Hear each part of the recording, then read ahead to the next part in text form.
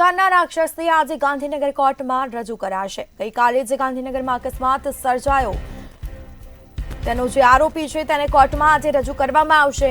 રિમાન્ડની માંગ કરવામાં આવશે। હિતેશ પટેલ નશાની હાલતમાં જે અકસ્માત સર્જ્યો હતો, ગમખ્વાર અકસ્માતમાં 2 લોકોના મોત નીપજ્યા। ગમખ્વાર જે અકસ્માત સર્જાયો, ડીવાયએસપી સહિત 2 પીઆઈને આ કેસની તપાસ સોંપાઈ છે। આરોપી હિતેશ પટેલના ગતરોજ મેડિકલ ટેસ્ટ કરવામાં આવ્યા હતા, તો મેડિકલ ટેસ્ટ પણ કરવામાં આવ્યા છે। આરોપીના હિતેશ પટેલે દારૂનું સેવન ન કર્યાની પ્રાથમિક માહિતી સામે આવી છે। અન્ય કયો નશો કર્યો હતો તે અંગે રિપોર્ટ બાદ થશે નક્કી।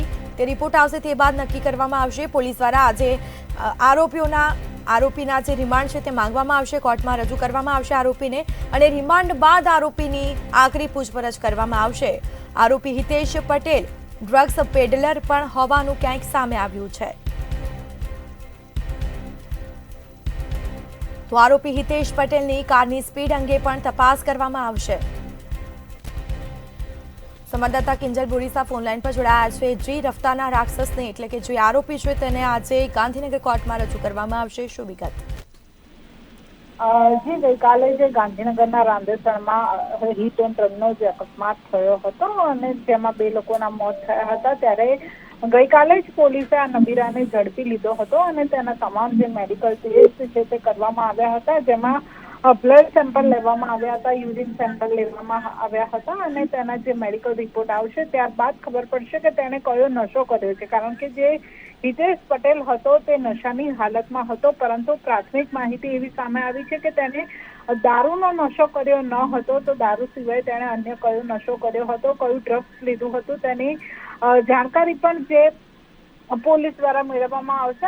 આજે જે આરોપી છે તેને ગાંધીનગરની કોર્ટમાં રજૂ કરવામાં આવશે અને પોલીસ દ્વારા રિમાન્ડની માંગણી કરવામાં આવશે। રિમાન્ડમાં આ તમામ જે ખુલાસાઓ છે તે થઈ શકે છે, કારણ કે આ કેસની તપાસ છે તે 2 પીઆઈ અને 1 ડીવાયએસપીને સોંપવામાં આવી છે, કારણ કે અનેક હજુ પણ રહસ્યો એવા છે। કારણ કે એક માહિતી એવી પણ સામે આવી છે કે હિતેશ પટેલ છે તે પોતે એક ડ્રગ્સ પેડલર હતો અને જે રાંદેસણની રેન્જ હતી ત્યાં તે ડ્રગ્સને સપ્લાય કરતો હતો। જે તેના કસ્ટમર કયા હતા તેના વિશે પણ જે તપાસ છે તે કરવામાં આવશે। તેની કાર ઓવર સ્પીડમાં સીસીટીવીમાં દેખાઈ રહ્યું છે, એટલે કારની સ્પીડ અંગે પણ તપાસ કરવામાં આવશે અને તેની સાથે જે તેનો મિત્ર હતો તેની પણ જે આખરી પૂછપરછ છે તે કરવામાં આવશે। સાથે સાથે હિતેશ પટેલ છે તે એકલો રહેતો હતો, તેના માતા પિતા સાથે નહોતો રહેતો, તેની ગર્લફ્રેન્ડ માત્ર થોડા સમયે તેના ઘરે અવરજવર કરતી રહેતી હતી, ત્યારે પોલીસ દ્વારા હવે તેની ગર્લફ્રેન્ડની શોધખોળ પર શરૂ કરવામાં આવશે। જરૂર પડશે તો ગર્લફ્રેન્ડની પણ પૂછપરછ કરવામાં આવશે।